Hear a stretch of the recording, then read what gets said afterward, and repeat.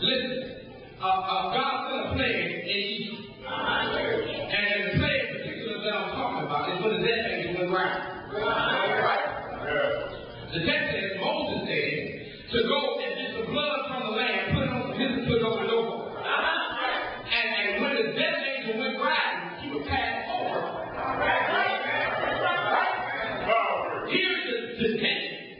If you are the children of Israel and God chose the people, what do you need protection for? Oh, you missed that. You kept it on the way home. It's because you was as bad as the Egyptians. And the only thing that kept you from God's wrath was some blood from the land.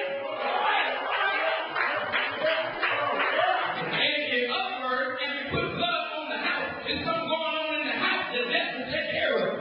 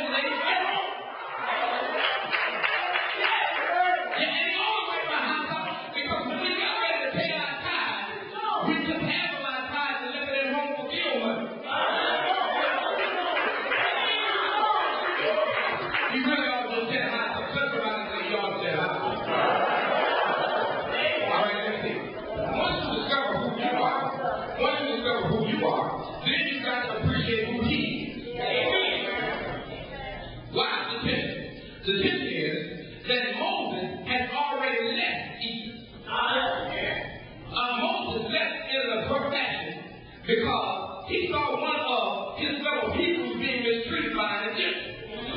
And he killed him and buried him in the sand.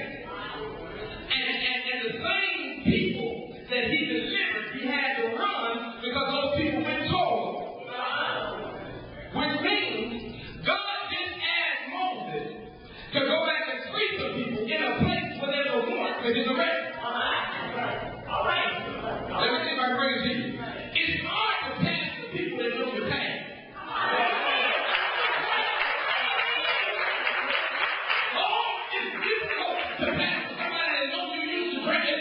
It's difficult to pass the people that know you used to lie. It's difficult to pass the people that know you grew up and put labels on you.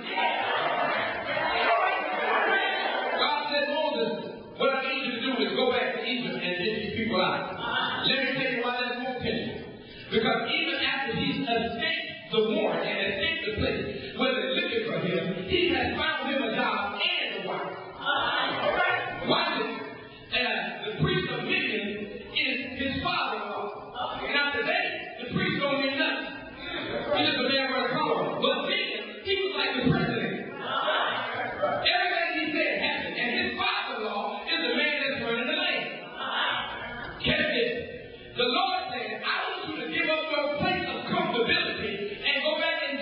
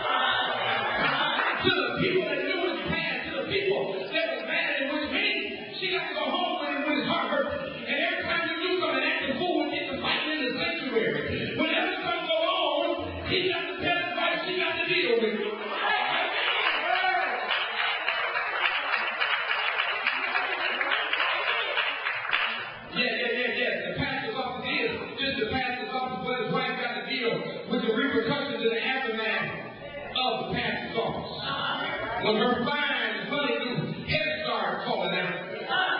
And amen, and he stopped strutting and started strolling and couldn't time. And when he don't get up at the same time and go to bed at the same time, no more, his wife got to deal with it. But more so, his wife had to deal with the rumors that church folks put out on the pastor. Now, don't act like you always your friend, you always like him. Truth be told, if you just want to be honest with yourself, you know that sometimes you make you mad. Even if it's the truth, it makes you mad. You know, you need to turn around. And he always has something. He always tells me what I got to do. What about you, Pastor? What you gonna do?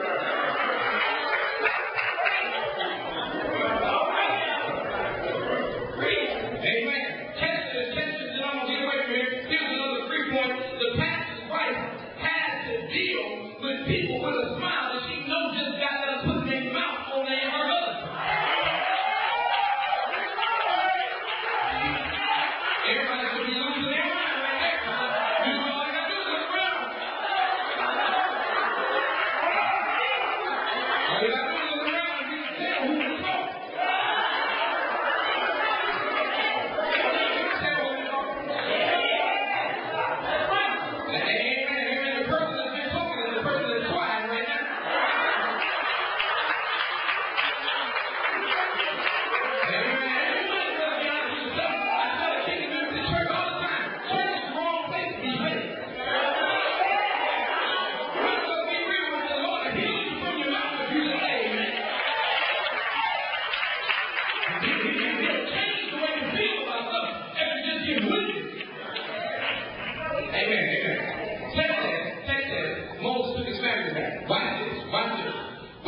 He finally gets them out. I'm going to jump in the text and get my people. You ready?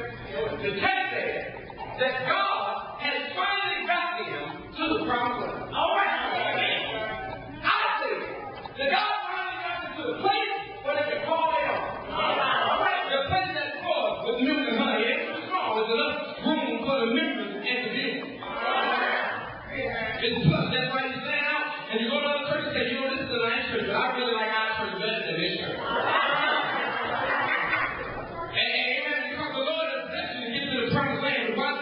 The text says that 12 scouts came back and 10 of them put out a bad report. Now, I'm really right to that, but I really need to tell you that them same 10 is in here right now. All right.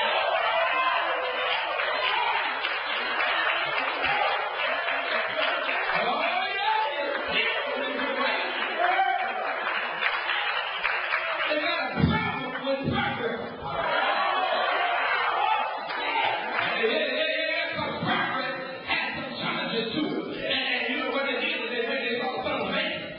Now watch this. And they saw how big they were and how small they looked. Watch this up. Text says that they got grapes and honey and silk and brought it back.